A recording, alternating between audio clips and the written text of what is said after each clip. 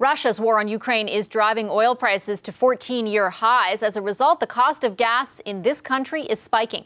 The average price of gas in Canada is $1.77 a litre, according to the Canadian Automobile Association. That's up about 20 cents in just the last week. Some gas stations in BC are charging $2 a litre. Will the federal government make a move to counter those costs? François-Philippe Champagne is the Minister of Industry. He's in Montreal. Hi, Minister Champagne. Good to see you again.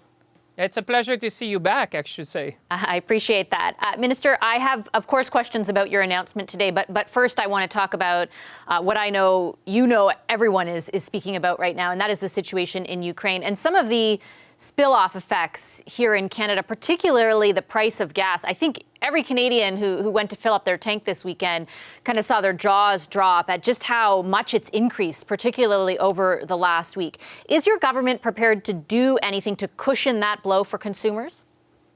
Well, you're right. I mean, we've seen that. We had seen that before the war in Ukraine, and we had anticipated that there could be price pressure on the price of oil, on the price of gas, on the price of wheat. So what I did 1 week or two ago, I seized the Competition Bureau to make sure that we would have a unit that looks whether there would be any behaviors that would be collusion or anti-competitive.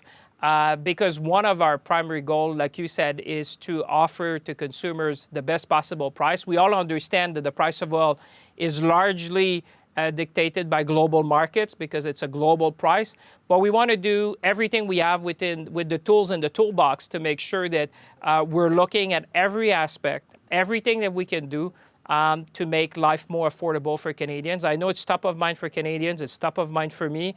And I'm looking at every tools we have to make sure that life remains affordable and that we can use the tools, like, for example, the Competition Bureau, to make sure that there's no collusion, to make sure that the price would stay as low as possible for consumers. Is there anything, Minister, beyond the Competition Bureau, which, of course, as you said, will be looking at whether companies are colluding or they're doing things beyond what's already out there to increase the price of oil? Are there other tools that you're willing to look at? And I ask because I listened to a question posed to the Prime Minister earlier today, a very similar question. And he said, in more general terms, yes, this government has Canadians' backs, but he was not specific about what your government is prepared to do beyond what you just talked about to cushion the blow for consumers. Are you saying that you're willing to go further, and what would you do?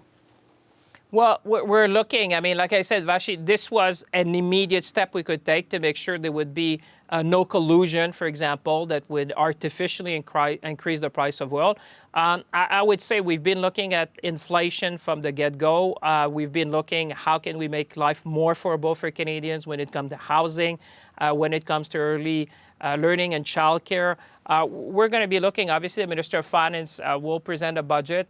It's top of mind for all of us. What we could do in the immediate term to make sure that the price at the pump remains as low as possible was to use the Competition Bureau, because your viewers understand it's a global price, and what we're seeing, the tragedy which is happening in Ukraine, has an impact, and we're looking at other possible measure we could make, but that's an immediate measure we could take, and that's what I've done.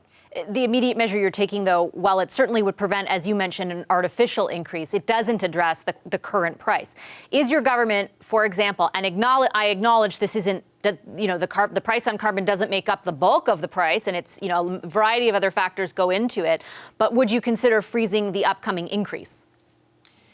Well, what we need to do, I think, as a nation, Vashi, is to speed up the energy transition. I mean, we've seen it, and there's been a lot of discussion. You may have seen the announcement we've done, for example, with BSF, with GM today, which is going to put a new factory in Quebec to produce what we call cathodes, to put the battery in the electric car of the future. I think what we need to do as a nation is gradually to reduce our dependence on, what we're seeing in terms of fossil fuel, so that we don't have these kind of impacts on the price. I think the more electric cars we'll see on the road, the better. I think that's what we want to do as a government, is to accelerate what we've done. The announcement we've made is putting Canada in the economy of the 21st century, a greener economy.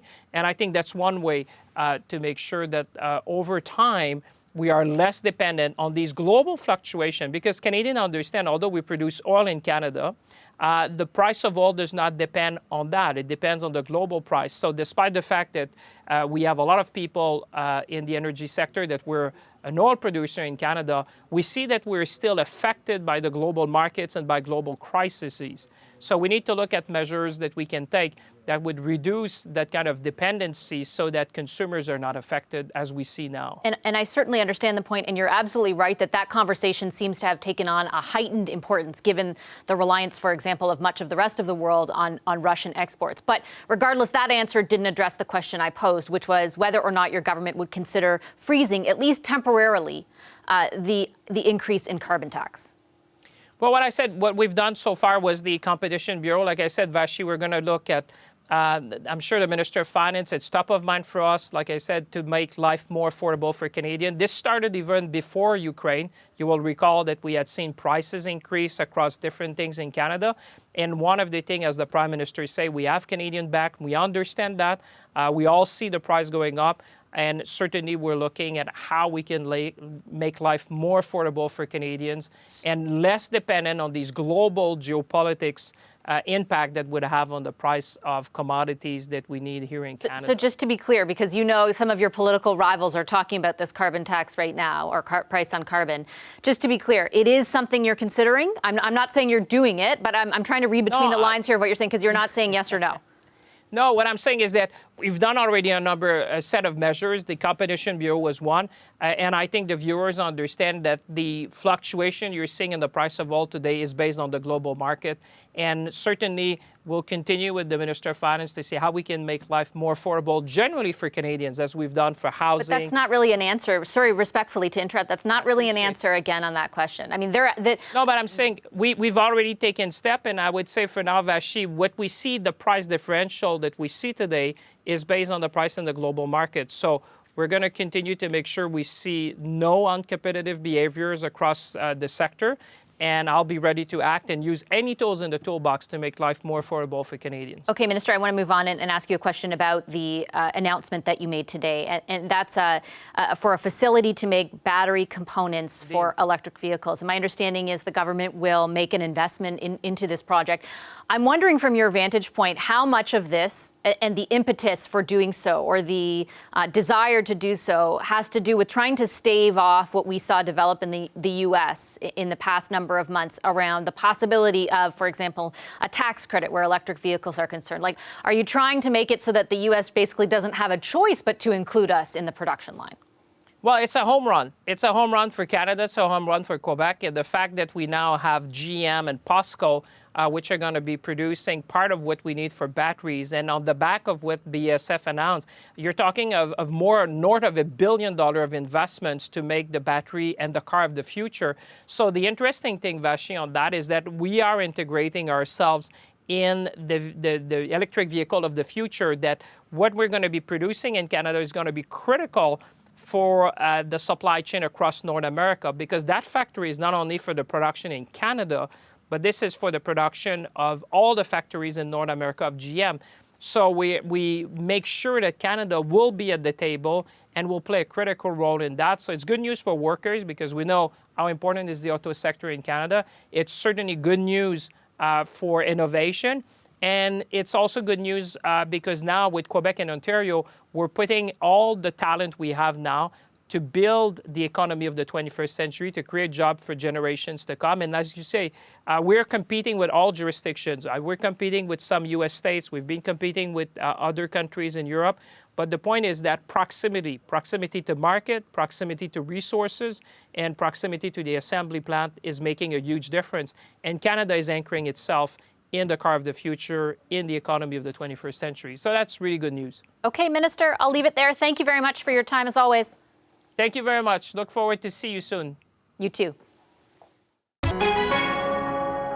Hi, I'm Vashi Capellos, host of Power in Politics. See more of our show by subscribing to the CBC News channel or click the link for another video.